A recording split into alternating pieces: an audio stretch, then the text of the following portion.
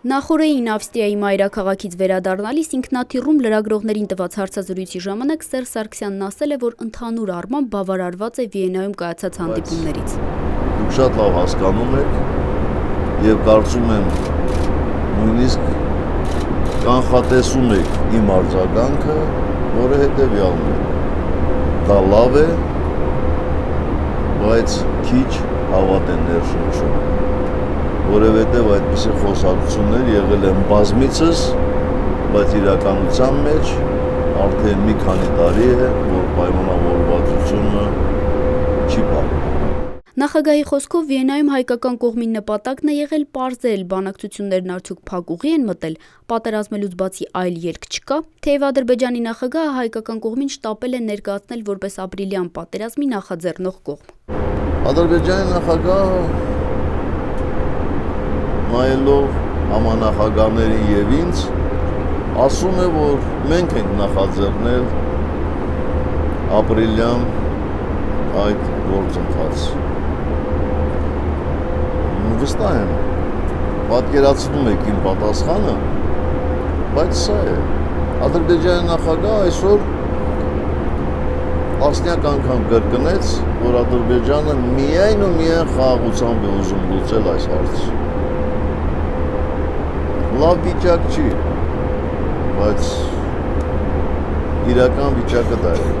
Հայկական կողմի նպատակն է խնդիրները լուծել խաղաղ ճանապարհով, սակայն եթե ադրբեջանական կողմը դժի խոստումները, խախտի հրադադարի պայմանները, հայկական կողմն այլ ելք չի ունենա, համարժեք պատասխան կտա։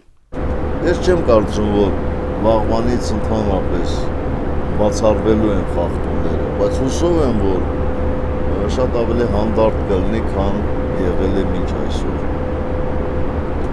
Նախագահի խոսքով պատերազմն արդարացված է միայն, երբ ստիպված ես քո հողն ու հայրենիքը պաշտպանում։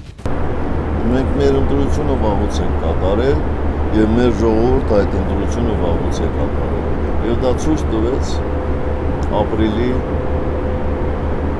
պրովոկացիան Ադրբեջանը։ Բայց ամեն ինչ անելու ենք, որպեսզի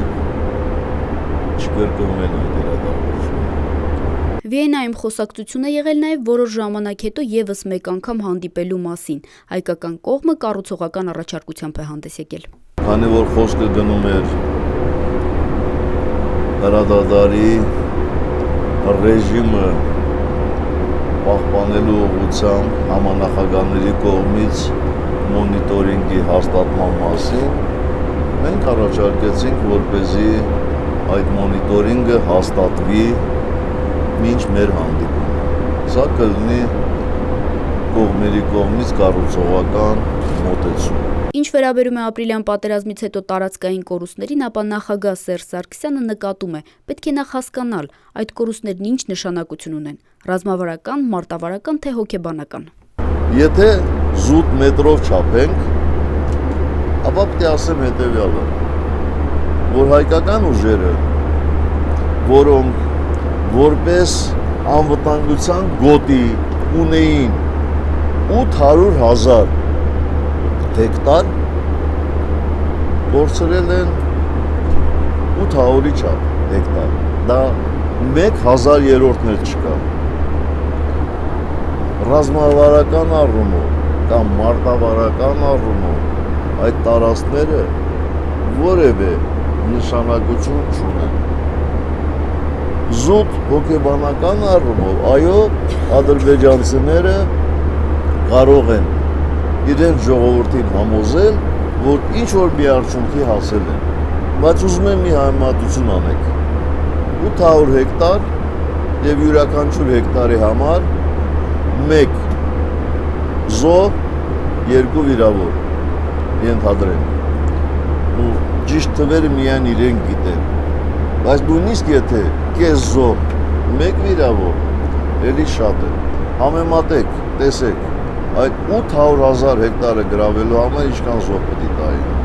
Մեր զինված ուժերն ի վիճակի են հետ բերել 800 հեկտար հողակտորը եւ վերականգնել ստատուս քվոն։ Ընտրության խնդիր էր, հայտարարում է նախագահ Սերժ Սարգսյանը։ Արդյոք արժեր այդ 800 հեկտարի համար զոհել եւս 35, 40 կամ 80 հայրենասեր տղաների, որոնց կարիքը մենք դեռևս շատ ենք ունենալու։ Հայկական կողմին հավերժ պատերազմ պետք չէ, պետք են իրենց առջև դրած պարտականությունը վստահաբար կատարող զինված ուժեր, իսկ հայկական կողմի զինված ուժերը 3 միլիոն հայ ժողովուրդն է, ամփոփում է Սերժ Սարգսյանը։ Բոլոր նրանք, ովքեր այս պահին փորձում են ինչ-որ թերություններ տեսնել, խնդիրներ տեսնել, գործին չեն աջակցում, նրանց նպատակը գործին աջակցելը չէ, նրանց նպատակը նախկինում իրանց արած